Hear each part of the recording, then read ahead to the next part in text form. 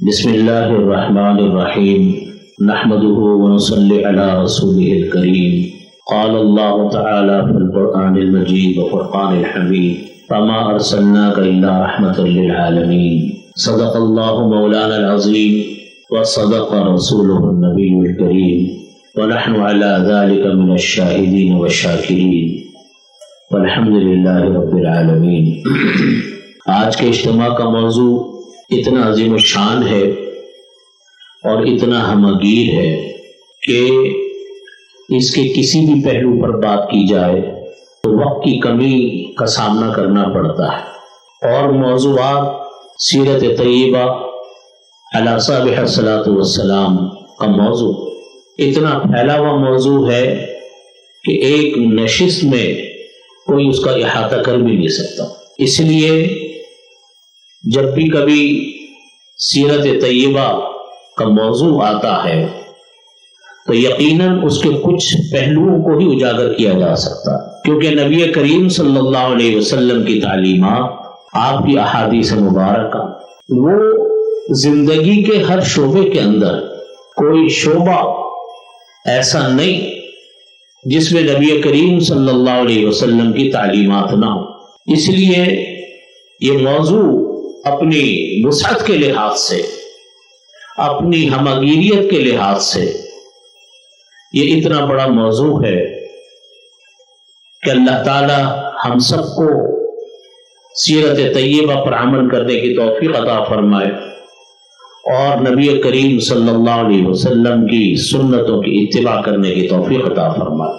شروع میں ابتدا میں دو تین باتیں مجموعی طور پر عرض کروں گا سیرت رسول صلی اللہ علیہ وسلم کے حوالے سے، اور پھر سیرت طیبہ کی ایک دو خاص موضوع وہ میں آپ کے سامنے عرض کروں گا وقت کو سامنے رکھتے ہوئے۔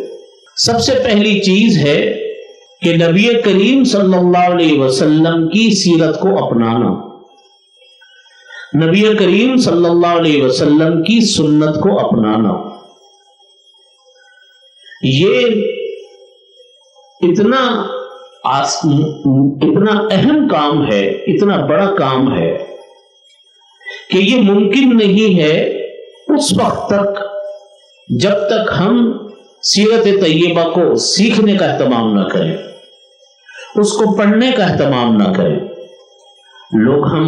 ہم لوگ بات تو بہت کرتے ہیں سیرت طیبہ کی، لیکن آپ مجھے بتائیے کہ کتنے انسانوں نے سیرت طیبہ کا مطالعہ کیا ہوگا، کتنے انسانوں نے کیا ہوگا؟ حالانکہ اس موضوع پر بچوں کے لیے الگ کتابیں ہیں، بڑوں کے لیے الگ کتابیں ہیں، لیکن ایک بڑی تعداد ہمارے ہاں مسلمانوں کی وہ ہے جو یہ تو جانتی ہے، اس کو یہ تو معلوم ہے کہ نبی علیہ الصلوۃ والسلام اللہ کے محبوب نبی، وہ یہ بھی جانتے ہیں کہ وہ نبی آخر الزمان ہیں، ان کے بعد کوئی اور نبی آنے والا نہیں، لیکن سیرت طیبہ کی تفصیلات آج ہم لوگوں کی اکثریت کو پتہ نہیں۔ جب سیرت طیبہ ہی ہمیں معلوم نہ ہو تو ہم اپنی زندگیوں میں کیا تبدیلی لے کر آئیں گے؟ آج ہمارے اسکول اس سے خالی ہیں، ہمارے کالج اس مضمون سے خالی ہیں، ہماری نجی زندگیوں میں مطالعہ اس موضوع سے خالی ہے۔ نتیجہ یہ ہے کہ سیرت طیبہ کی جھلک آج ہماری زندگیوں میں نظر نہیں آتی۔ مجھے یاد ہے میں جب اسکول میں پڑھتا تھا، دارالعلوم کے ہمارے ابتدائی پرائمری اسکول تھا اس میں پڑھتا تھا، تو ایک کتاب تھی رسول عربی کے نام سے، انڈیا میں چھپی تھی، انڈیا کی کسی عالم کی لکھی ہوئی کتاب تھی، بڑی شاندار بڑی بہترین کتاب تھی رسول عربی، وہ لکھی گئی تھی بچوں کے لیے، پھر بعد میں ہمارے ہاں پاکستان میں بھی وہ طبع ہوئی۔ اتنی مختصر الفاظ میں بچوں کو سامنے رکھ کر بچوں کے ذہن کے لحاظ سے وہ کتاب تصنیف کی گئی. آج تک اس کتاب کی باتیں مجھے زبانی یاد. حضرت مفتی صاحب میرے دادا حضرت مفتی صاحب رحمۃ اللہ علیہ نے سیرت خاتم الانبیاء تحریر فرمائی. ہمارے ہاں دارالعلوم کے نصاب میں بالکل ابتدائی درجے کے اندر وہ کتاب پڑھائی جاتی تھی تاکہ بچے مختصر الفاظ میں آسان الفاظ میں سیرت طیبہ کا اجمالی خاکہ ان کے سامنے آ جائے. اور مفصل کتابیں آپ کے سامنے ہیں جو سیرت مصطفیٰ حضرت مولانا ادریس صاحب کاندھلوی رحمۃ اللہ علیہ کی کتاب بڑی مشہور و معروف کتاب ہے. وہ اسی موضوع پر لکھی گئی, 3 جلدوں کے اندر ہے. یہ وہ موضوع ہے جو میں اپنے تمام بھائیوں سے عرض کرتا ہوں. یہ وہ موضوع ہے کہ اس کو پڑھنے کے بعد دوبارہ شروع کیا جائے. انقلاب انسان کی زندگی میں اسی وقت آتا ہے جب ہمارا اور آپ کا مطالعہ وسیع ہوتا ہے. کسی موضوع کو ہم پڑھیں گے نہیں, اپنے بچوں کو کیسے بتائیں گے؟ اسی طرح دوسری چیز نبی کریم صلی اللہ علیہ وسلم کی سنتیں جو ہیں آقا کریم علیہ الصلوۃ والسلام کی, وہ اتنی اہم, اتنی ضروری ہماری زندگیوں کے لیے ہے کہ آج ہم اپنی زندگیوں میں اگر ان سنتوں کو چھوڑ دیں تو آپ یقین مانیے ہماری زندگی میں کچھ بھی نہیں بچنا. نہ ہم بچیں گے نہ ہماری نسلیں بچیں گے. ہم سنتوں کا خیال کریں گے تو ہماری نسلیں بھی سنتوں کو سیکھیں گی.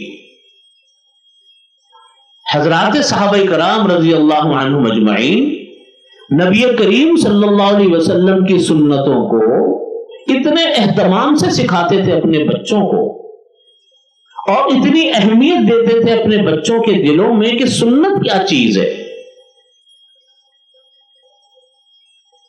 حضرت عبداللہ ابن عمر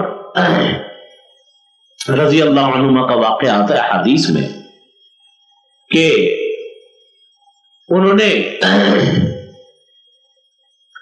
نے اپنے کسی بیٹے سے کہا کہ سامنے ذکر کیا, کوئی ایک مسئلہ ذکر کیا کہ نبی کریم صلی اللہ علیہ وسلم کے زمانے میں خواتین مسجد میں آتی تھی. یہ بات انہوں نے ذکر کی تو ایک بیٹا ان کا بول پڑا کہ ہم تو نہیں آنے دیں گے. اتنے سخت ناراض ہوئے اپنے بیٹے سے, کہا کہ میں تم سے آئندہ کبھی بات نہیں کروں گا, واللہ لا اکلمک ابدا, کہ میں آپ صلی اللہ علیہ وسلم کی حدیث سنا رہا ہوں اور تمہیں اتنی ہمت کیسے ہوئی کہ تم آگے سے بات کرو. پھر بات نہیں کی اپنے بیٹے سے. یہاں حضرات محدثین نے لکھا کہ 3 دن سے زیادہ بات کرنا تو حلال نہیں ہے, چھوڑنا حلال نہیں ہے. کیسے حضرت عبداللہ ابن عمر نے بات چیت چھوڑ دی؟ اس کا جواب لکھا حضرات محدثین نے کہ اس وجہ سے معاملہ تھا کہ اپنی ذاتی رنجشوں سے بات چیت چھوڑنا تو ممنوع ہے, لیکن دینی ضرورت کے خاطر بات چیت چھوڑنا وہ 3 دن سے بھی زیادہ.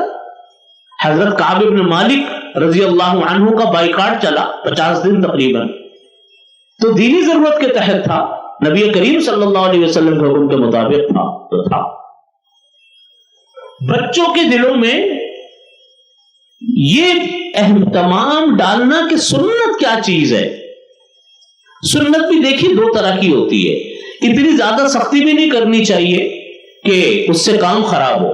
ایک وہ سنتیں ہیں جو سنت تشریعیہ ہیں, جو شریعت کے احکامات ہیں, جو نبی کریم صلی اللہ علیہ وسلم نے ہمیں احکامات سکھلائے. اس کی پابندی تو لازمی ہوتی ہے, ضروری ہوتی ہے.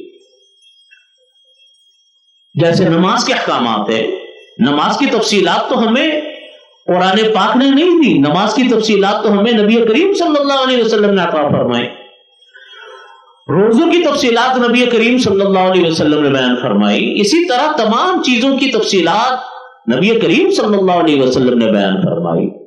یہ اللہ تعالیٰ کی عادت ہے کہ اللہ تعالیٰ کوئی کتاب اس دنیا میں نازل نہیں فرماتے جب تک کہ اس کے ساتھ کوئی نہ کوئی معلم نہ بھیجے.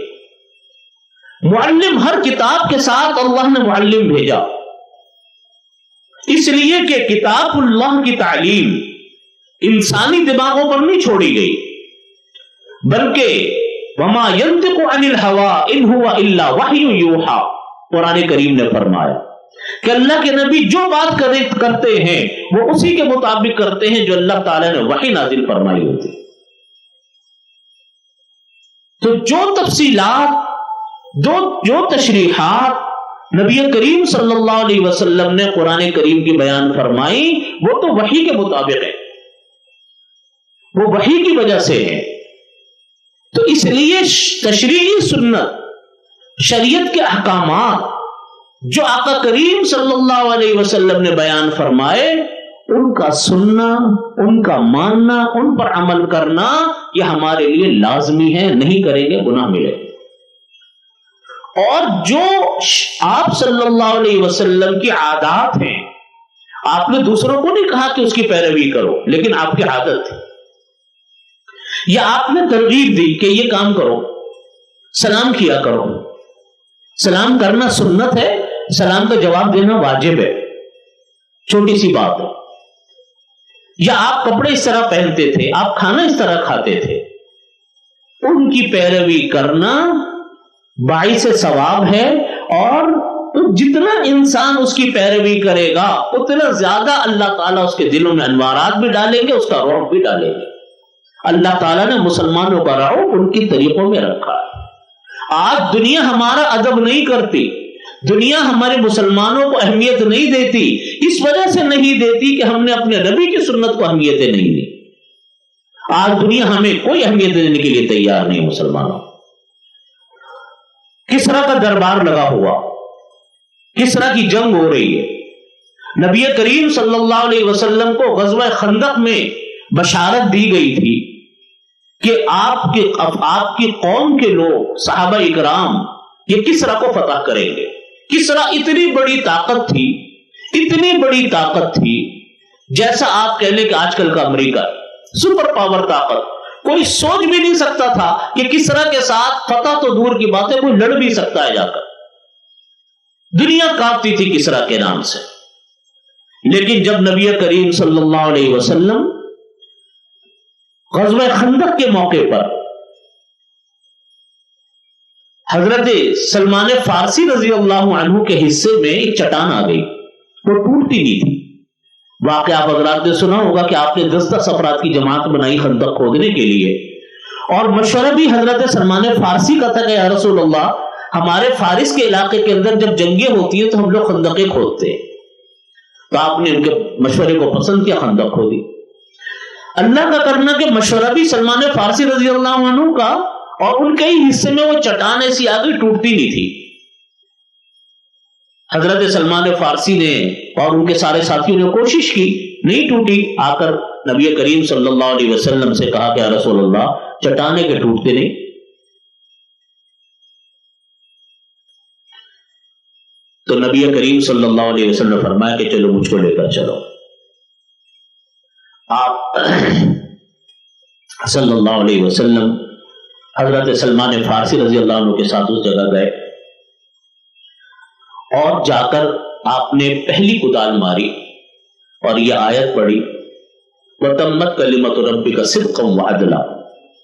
تو چٹان پر جو کدال پڑی، ایک روشنی نکلی، اس روشنی میں نبی کریم صلی اللہ علیہ وسلم، اور ایک حصہ اس کا ٹوٹ گیا، تہائی حصہ ٹوٹ گیا۔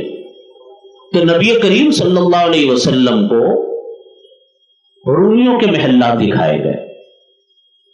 پھر آپ نے پوری آیت پڑھی اگلی کدال کے اوپر، وَتَمَّتْ كَلِمَةُ رَبِّكَ صِدْقًا وَعَدْلًا لَا مُبَدِّلَ لِكَلِمَاتِهِ۔ جب یہ پڑھی تو دوسری کدال، دوسرا حصہ ٹوٹ گیا، پھر روشنی نکلی، آپ کو کسرا کے محلات دکھائے گئے۔ تیسری پر بھی آپ نے ایسے ہی کیا، آپ واپس آئے، پوری چٹان ٹوٹ گئی۔ حضرت جابر رضی اللہ عنہ نے عرض کیا کہ یا رسول اللہ، جب آپ کدال مار رہے تھے تو میں نے دیکھا کہ روشنی نکلی چٹان میں سے۔ آپ نے فرمایا کہ آپ نے بھی دیکھی؟ انہوں نے کہا میں نے دیکھی۔ فرمایا کہ مجھ کو پھر یہ واقعہ بتایا کہ مجھ کو یہ محلات دکھائے گئے، کسرا کے اور قیصر کے۔ تو آپ نے فرمایا کہ مجھ کو یہ بشارت دی گئی اس حالت میں جس حالت میں کوئی تصور بھی نہیں کر سکتا تھا. صحابہ کرام فرماتے اتنا وقت اہل مدینہ کے اوپر صحابہ کرام کے اوپر کبھی بھی نہیں آیا جتنا غزوہ خندق کے موقع پر آیا تھا. سردیاں سخت اور غداری ہو چکی تھی یہودیوں کی طرف سے اور کیا کیا مسائل تھے اور افراد کم, بھوک پیاس شدت کے ساتھ کہ پیٹ پر پتھر باندھے ہوئے مٹی میں اٹے ہوئے اور دنیا لڑنے آ رہی ہے, اپنا گھر بھی غیر محفوظ ہو گیا. آپ کو یہ ڈر تھا کہ اگر خدا نہ خواستہ شکست ہو گئی تو مدینہ طیبہ تو ختم ہو جائے گا. اس وقت نبی کریم صلی اللہ علیہ وسلم کو یہ بشارت دی گئی کہ آپ کی قوم کے لوگ یہ کام کریں گے. آپ نے یہ فرمایا. منافقین نے تو بہت مذاق اڑایا کہ اپنی حالت کو تو دیکھو, کئی کئی وقتوں کے فاقے سے مٹی میں اٹے ہوئے پیٹ پر پتھر باندھے ہوئے اور خواب ان کو نظر آ رہے ہیں قیصر اور کسریٰ کے فتوحات کے. لیکن اللہ کا وعدہ سچا. دنیا نے دیکھا کہ یہی صحابہ کرام رضی اللہ عنہ مجمعین, انہوں نے قیصر کو بھی فتح کیا, انہوں نے کسریٰ کو بھی فتح کیا. حضرت عمر فاروق رضی اللہ عنہ کے زمانے میں تو جس وقت کسریٰ کی جنگ ہو رہی تھی اس وقت مذاکرات کے لیے صحابہ کرام کی جماعت اندر گئی. جو طریقہ ہوتا تھا سفارتی آداب کا, جب مذاکرات ہوئے, مذاکرات کے بعد تواضع کے لیے دسترخوان بچھایا گیا تو یہ صحابہ کرام, 3 صحابہ کرام تھے بیٹھے ہوئے کچھ کھا پی رہے تھے. ان میں سے ایک کے ہاتھ سے کوئی نوالا گر گیا تو انہوں نے سنت کے مطابق اس کو دیکھا کہ کوئی چیز لگی بھی تو نہیں, اس کو دوبارہ منہ میں رکھ لیا. تو کسی نے ان کو ہاتھ سے ٹوکا مارا کہ کسریٰ کا دربار ہے, یہ کیا کر رہے ہو, یہاں نیچے سے اٹھا کے کوئی نہیں کھاتا. اس وقت انہوں نے جواب دیا کہ اترک سنت رسول اللہ صلی اللہ علیہ وسلم لہؤلاء الحمقاء, کہ کیا میں اللہ کے نبی علیہ الصلوۃ والسلام کی سنت کو ان احمقوں کے خاطر چھوڑ دوں گا؟ بھائیوں, بات بتانے کی یہ ہے کہ اللہ نے ہماری عزت, اللہ نے ہمارا وقار, اللہ نے ہماری بڑائی کس میں رکھی ہے کہ ہم سنت کی جہاں پیروی کریں گے وہاں اللہ ہمیں ہمیشہ عزت دے گے. جہاں ہم دشمنوں سے دبے, جہاں ہمیں شرم آئی اپنا لباس پہنتے ہوئے, جہاں ہمیں شرم آئی اپنی زبان بولتے ہوئے, جہاں ہمیں شرم آئی اپنا کلچر اپنی معاشرت اپناتے ہوئے, یاد رکھیے مرعوب قوموں کی, نقال قوموں کی دنیا میں کوئی عزت نہیں کیا کرتا. آج ہماری عزت نہ ہونے کی وجہ یہی ہے کہ ہم اپنی نظروں میں خود گرے ہوئے. ہمیں اپنی زبان بولتے ہوئے شرم آتی, اپنا لباس پہنتے ہوئے شرم آتی, اپنا معاشرت اپناتے ہوئے شرم آتی ہے. نتیجہ یہ ہے کہ جب ہم خود اپنی نظر میں گر گئے, جو قوم اپنی نظر میں گرتی ہے اس کو دنیا کی قوم نہیں اٹھا سکتی. آپ چلے جائیے, آج ہمارے ہاں ہر جگہ یہی مسئلہ ہے کہ ہر آدمی اپنی زبان بولتے ہوئے شرماتا ہے. آپ چلے جائیے پوری دنیا کے اندر, کہیں آپ کو شاید ایسا ملک نظر نہیں آئے گا جو اپنی زبان سے شرماتا ہو. چائنا کو آپ لے لیں, جاپان کو آپ لے لیں, دنیا کے دوسرے ملکوں کو آپ لے لیں, آپ کو ہر آدمی, ہر ملک اپنی زبان کو فوقیت دیتا ہوا نظر آئے. نبی کریم صلی اللہ علیہ وسلم کی سیرت بھی یہی ہے کہ ہمیشہ آپ نے صحابہ کرام کو یہی طریقہ سکھلایا. مکہ مکرمہ میں حضرت عثمان غنی رضی اللہ عنہ تشریف لے گئے حدیبیہ کے موقع پر. آپ صلی اللہ علیہ وسلم نے فرمایا جب عمرے کے لیے گئے, جاؤ, آپ کو حکم دیا حضرت عثمان غنی رضی اللہ عنہ کو مذاکرات کر کے آؤ کہ ہم عمرے کے لیے آنا چاہتے ہیں اور ہمیں ایک عرصہ ہو گیا ہم نے مکہ مکرمہ کی زیارت نہیں کی, بیت اللہ شریف کی. حضرت عثمان غنی گئے, وہاں پہنچے, رات اپنے چچا زاد بھائی کے ہاں گزاری. صبح کو سرداران قریش سے مذاکرات تھے. حضرت عثمان غنی کو یوں کہا ان کے چچا زاد بھائیوں نے کہ دیکھیے سرداران قریش سے مذاکرات ہیں.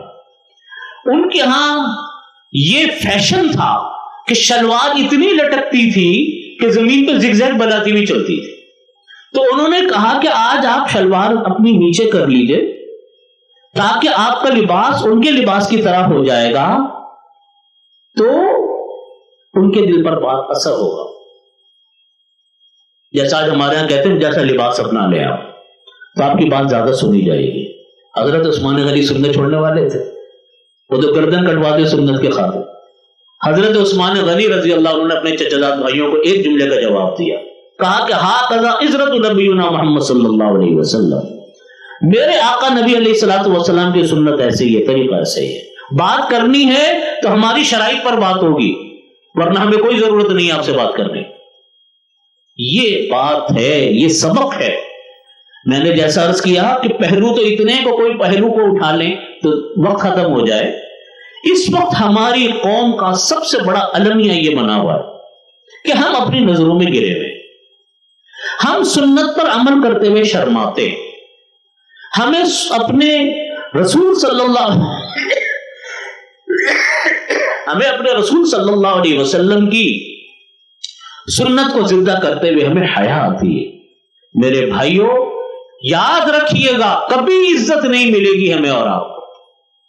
تاریخ گواہ ہے، 1400 سال سے لے کر آج تک کی تاریخ گواہ ہے کہ سنت پر عمل کرنے والے زندہ و تابندہ ہو گئے، سنت کو چھوڑنے والے ختم ہو گئے۔ سنت ہمیں کیسے سیکھنی پڑے گی؟ سنت ہمیں آئیں گی کیسے؟ جب تک ہم سنتوں کو سیکھیں گے نہیں، اپنی زندگیوں میں سنتوں کو نہیں لے کر آئیں گے، اپنے طریقوں کو ہم سنت کے مطابق نہیں کریں گے، ہماری زندگیوں میں تبدیلی نہیں آنی۔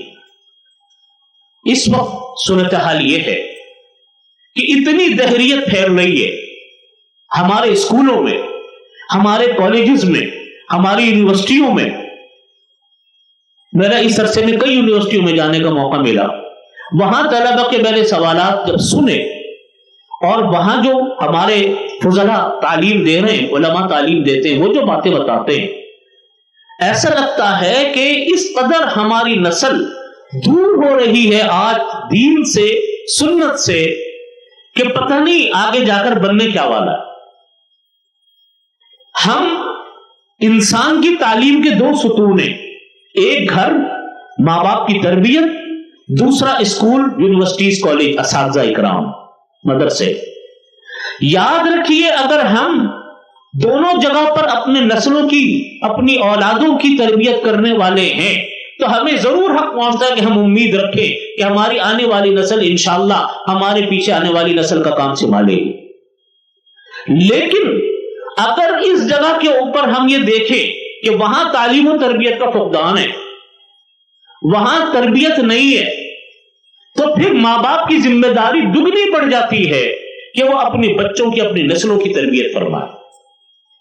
ورنہ یقین مانیے وہ نسل ہمارے سامنے آ رہی ہے، وہ لوگ ہمارے سامنے آ رہے ہیں جو نہ ہمارے کلچر کے حامی ہیں، نہ ہماری زبان بولنے والے ہیں، نہ ہمارا دین اپنانے والے ہیں۔ وہ کون سی نسل آگے جا کر آئے گی؟ نبی کریم صلی اللہ علیہ وسلم نے اسی لیے اس بات کی بڑی تاکید فرمائی۔ حضرت آپ صلی اللہ علیہ وسلم کی آپ اگر سیرت اٹھا کر دیکھیں تو آپ اپنی اولادوں کا اتنا خیال فرماتے، دینی تعلیم و تربیت کا۔ حضرت فاطمہ رضی اللہ عنہ وہ کوئی کسی معاملے میں وہ تو نہیں تھی کہ سستی کا مظاہرہ کریں، لیکن اپنے دل سے مجبور ہو کر نبی کریم صلی اللہ علیہ وسلم ان کے گھر پر تشریف لے جاتے، شادی کے بعد بھی، جب حضرت علی رضی اللہ عنہ سے نکاح ہو گیا، اور جا کر فجر کی نماز میں بیدار کرتے۔ ان کو معلوم تھا کہ تہجد گزار ہے، لیکن باپ کا دل ہے کہ پتہ نہیں اٹھے نہیں اٹھے۔ یہ تعلیم ہے اس بات کی کہ در حقیقت اپنی نسلوں کا ہمیں فکر کرنی ہے، ان کو ہمیں یہ دین، ان کو ہمیں یہ سنتیں پہنچانی ہے۔ ورنہ یہ اولادیں ہمارے لیے ذخیرہ آخرت بھی ہیں، یہ اولادیں پھر ہمارے لیے اگر ہم تعلیم نہیں دیں گے ہم اپنا نقصان کریں گے۔ حدیث شریف میں فرمایا نبی کریم صلی اللہ علیہ وسلم نے کہ اللہ تعالی روز قیامت میں، اللہ تعالیٰ آخرت میں کسی کا درجہ بلند فرما دیں گے۔ جب انسان مر جائے گا، ماں باپ مر گئے، بچے، اللہ، وہ آدمی کہے گا یا اللہ انا حاضی، یا اللہ یہ میرا درجہ بلند کیسے ہوا؟ اللہ تعالیٰ فرمائیں گے تمہارے ماں باپ نے، تمہاری اولاد نے اپنے ماں باپ کے لیے ایصال ثواب کیا تھا، اس وجہ سے آپ کا درجہ بلند ہوا۔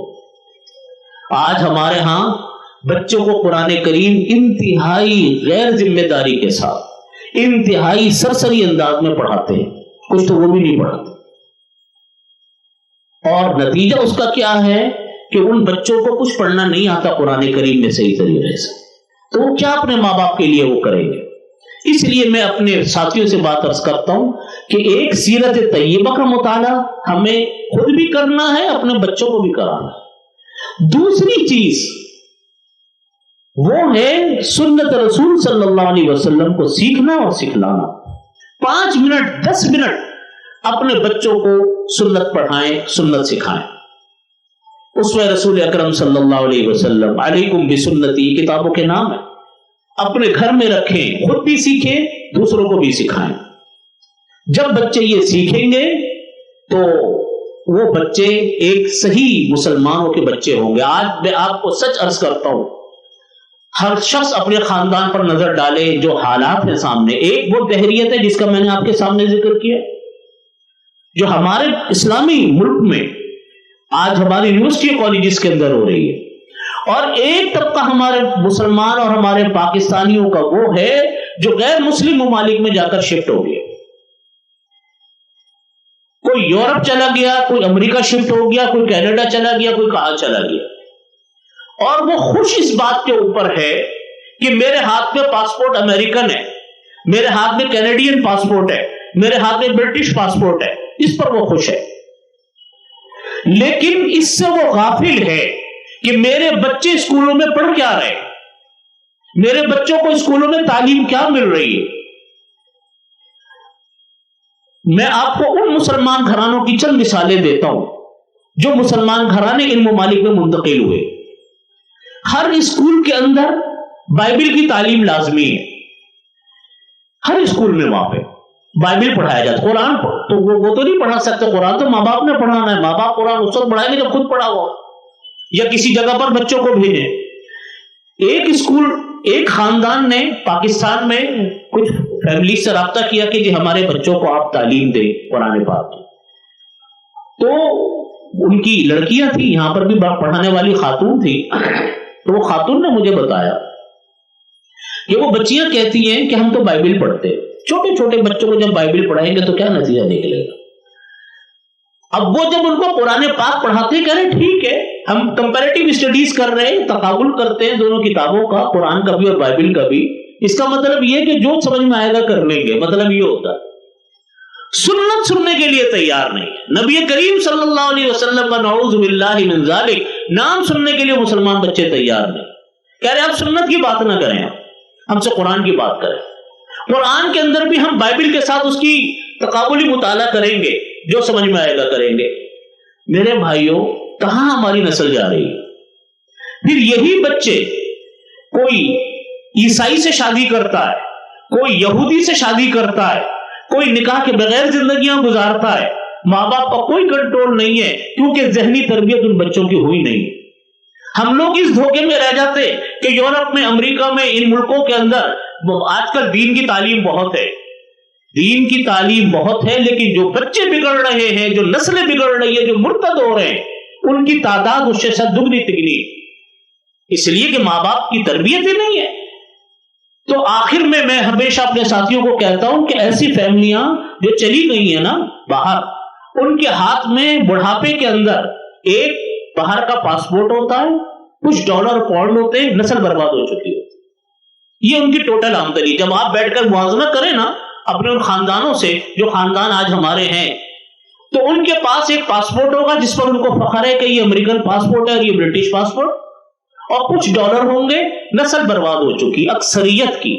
اللہ ماشاء اللہ، جنہوں نے بچپن سے فکر کی ہوگی ان کے بچے بچ جاتے ہیں، ورنہ کوئی حال نہیں ہے۔ ایک نہیں، ان گنت میں مثالیں آپ کو دے دوں جس کے اندر کسی نے عیسائیوں سے، کسی نے ہندوؤں سے، کسی نے سکھوں سے شادی کی، کوئی بغیر نکاح کے زندگیاں گزار رہا ہے، اور اولادیں بھی پیدا ہو رہی ہیں، پورا خاندان تتر بتر ہو کے تباہ و برباد ہو گئے۔ ساری بنیاد ان باتوں کی کیا ہے؟ ساری بنیاد یہ ہے کہ آج سنت سے دوری ہے، اور سنت سے ہمارے واقفیت نہیں ہے، نہ ہماری واقفیت ہے، نہ ہم اپنے بچوں کو وہ تعلیم دے سکتے ہیں۔ نتیجہ یہ ہے کہ جو منظر ہے وہ آج آپ کے سامنے۔ اللہ تعالیٰ سے میری دعا ہے اللہ تعالیٰ ہمیں سیرت طیبہ پڑھنے کی بھی توفیق عطا فرمائے، اور نبی کریم صلی اللہ علیہ وسلم کی سنتوں کی اتباع کی توفیق عطا فرمائے، اور ہماری نسلوں میں، ہماری اولادوں میں اللہ تعالیٰ اس کو منتقل فرمائے۔ وآخر دعوانا الحمدللہ رب العالمین۔